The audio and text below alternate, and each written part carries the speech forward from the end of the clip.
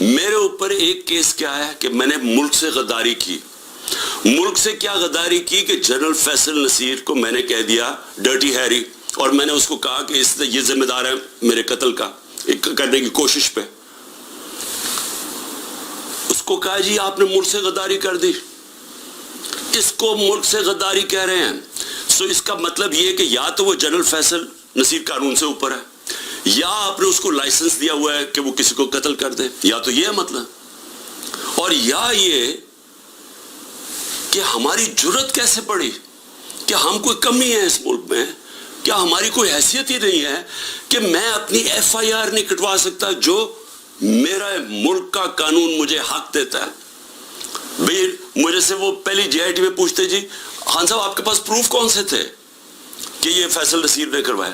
میں نے کہا آپ نے جو کوئٹہ میں 4 گھنٹے جو وہ قتل ہوا ہے وکیل, اس کے اوپر تفتیش کی تھی, کوئی ثبوت ملے تھے جب میں نے اوپر 302 کا قتل کا پرچہ ڈال دیا. میرے پاکستانیوں, آج میں پولیس تھانے گیا اپنی انویسٹیگیشن کے لیے, اپنی سٹیٹمنٹ ریکارڈ کرنے کے لیے. تو میرے لیے تو اب ایسے ہے کہ عدالتیں میرا آفس بن گئی ہیں, ہر روز میں آفس جاتا ہوں جس طرح, اور یہ انویسٹیگیشن پولیس کے بار بار پولیس اور جے آئی ٹیز کی انویسٹیگیشن میں بھی جاتا ہوں. میں صرف اپنی قوم کو آج یہ بتانا چاہتا ہوں کہ مجھے اس دوران میں اللہ کا شکر ادا کرتا ہوں کہ یہ جو میں 14 مہینے سے گزرا ہوں, میں نے 27 سال پہلے تحریک انصاف شروع تو کی تھی کہ اس ملک میں سب سے بڑا مسئلہ یہ ہے کہ انصاف نہیں ہے. مطلب انصاف کا مطلب یہ, انصاف اب یاد رکھیں ہمیشہ کمزور کو چاہیے ہوتا ہے, طاقتور اپنے آپ کو قانون سے اوپر رکھتا ہے. امریکہ اپنے آپ کو انٹرنیشنل کرمنل کورٹ کا حصہ نہیں بنانا چاہتا کیونکہ وہ طاقتور ہے, لیکن کمزور ملک اس کا حصہ بننا چاہتے ہیں کیونکہ ان کو طاقتور سے تحفظ چاہیے. جنگل کے اندر کمزور کو کوئی تحفظ نہیں ملتا, جو طاقتور ہوتا ہے بس اس کا راج ہے. تو انسانی معاشروں کے اندر, جس طرح میں آپ کو بار بار یہ چاہتا ہوں آپ کے ذہنوں میں چلا جائے کہ اللہ کے سارے پیغمبروں کا اصل مشن ہی انصاف تھا. اور پھر سے بتا دوں, انصاف آزاد کرتا ہے انسانوں کو, کیونکہ ان کے حقوق طاقتور سے اس کی جب تحفظ دیتا ہے تو انسان آزاد ہو جاتے ہیں, اور آزاد انسان کی پرواز اوپر جاتی ہے.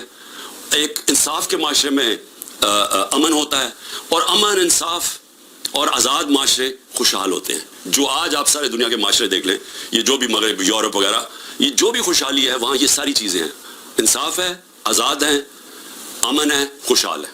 ہمارا مسئلہ یہ ہے کہ انصاف نہیں ہے, تو یہ میری سٹرگل چلی تھی.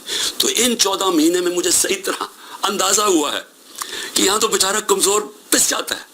یہاں تو جو ہمارا انصاف کا نظام ہے اس بیچارہ, اس کو تو وہ بالکل نہتا ہے, اس کو معاشرہ بالکل اس کی حفاظت نہیں کرتا.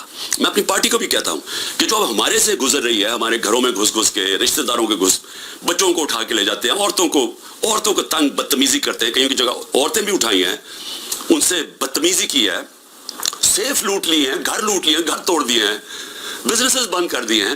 تو یہ جو ہمارے سے ہو رہا ہے یہ سارے کمزور طبقے سے ہوتا ہے پاکستان میں, جب وہ طاقتور کے سامنے اس کا ٹاکرا ہوتا ہے. آج اندرون سندھ آپ چلے جائیں تو جو وہاں لوگوں کا کمزور طبقے کا حال ہے, میں آپ کو یقین دلاتا ہوں کہ انسانی معاشرے میں ایسے لوگوں کو کوئی نہیں رکھ سکتا. یعنی ہوتا کیا ہے کہ وہ ان کے خلاف جرم بھی ہوتا ہے, ظلم بھی ہوتا ہے, اور انہی کو پھر ان کے اوپر سزا بھی مل جاتی ہے. یہ ہر جگہ ہے. یہ ہمارا بدقسمتی سے پختونخوا میں تھوڑا سا کم ہے, لیکن جس طرح آپ نیچے جاتے جائیں, پنجاب پھر سدن پنجاب پھر سندھ, وہاں تو کوئی کمزور کی کوئی سننے والا نہیں ہے. تو ہمارے لیے میرا جو آج عزم ہے وہ اور سٹرونگ ہوا ہے, اور مضبوط ہوا ہے کہ یہ جہاد ہے انصاف کی. کیوں اللہ کے پیغمبروں نے سب نے انصاف کے اوپر بات کی تھی؟ کیونکہ یہ انسانوں کو آزاد کرتا ہے. ہمارے لوگ غلام ہیں, حقیقی آزادی اس لیے ہے. تو میں تفتیش پہ آتا ہوں. تفتیش کیا تھی جی کہ 9 مئی کو بہت بڑی سازش ہوئی ہے, اور کوئی پتہ نہیں وہ ویگو ڈالا وہاں پہنچا اور اس کو اٹھا کے لے جائے. اس کی پوری ریکارڈنگ ہے کہ وہاں کیا ہوا تھا. وہ کوئی تحریک انصاف نہیں تھی جب عسکری ٹاور چلایا گیا.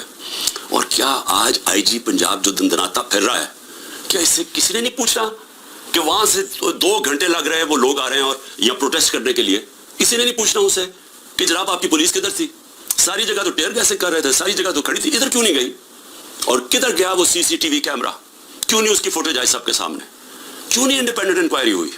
کورٹ کمانڈر گھر کی سازش تھی, اور انشاءاللہ یہ سازش آئے گی سامنے جب ہمارا موقف سنا جائے گا.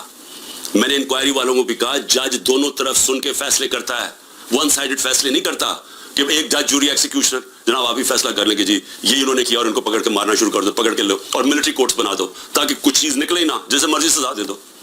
तो मेरी अपनी कौम से जो मैं आज कहना चाहता था वो ये कि इसको जिस तरह इस्तेमाल किया गया है, ये नहीं कि इन्होंने तहरीक इंसाफ को प्लान करके ख़त्म करने की कोशिश की, ये हमारी डेमोक्रेसी ख़त्म कर रहे हैं। मुझे जो आज सवालों से चीज़ सामने आई वो क्या थी, मुझे कहते जी आपके लोग क्यों गए वहाँ, कंटोनमेंट में क्यों गए, तो फलानी जगह क्यों गए, आपने पहले से तैयार किया हुआ था। मैंने उनसे पूछा कि जब मुझे कमांडो एक्शन से उठाया जा रहा है वहाँ, तो किधर जाना था लोगों ने प्रोटेस्ट करने, तो उसकी बातों से मुझे ये लगा कि आपको पुरअमन एहतजाज करने की इजाज़त नहीं है कहीं GHQ के सामने या कंटोनमेंट के सामने। मुझे बताएं आइन में किधर लिखा हुआ है, कहीं आइन में लिखा हुआ है तो मैं मानूं कि मैंने कानून तोड़ा है। आइन में लिखा हुआ है कि आपका हक है, हर पाकिस्तानी का हक है कि जब नाइंसाफी हो, समझे, नाइंसाफी के खिलाफ आप प्रोटेस्ट कर सकते हैं पुरअमन तौर पे, ये आपका आइन का हिस्सा है। और नाइंसाफी हुई थी, सुप्रीम कोर्ट ने कहा कि नाइंसाफी हुई है, सुप्रीम कोर्ट ने अपने फैसले में कहा है कि गैर आइनी और गैर कानूनी तौर पे इमरान खान को उठाया गया, और फिर जिस तरह जलील करके मुझे उठाया गया, तो क्या ये भेड़ बकरियां थी, ये तहरीक इंसाफ के जो लोग थे वो भेड़ बकरियां थी, चुप करके बैठ जाती, क्या उन्होंने गलत किया था कि अगर ऊपर अमन एहतजाज के लिए निकले थे?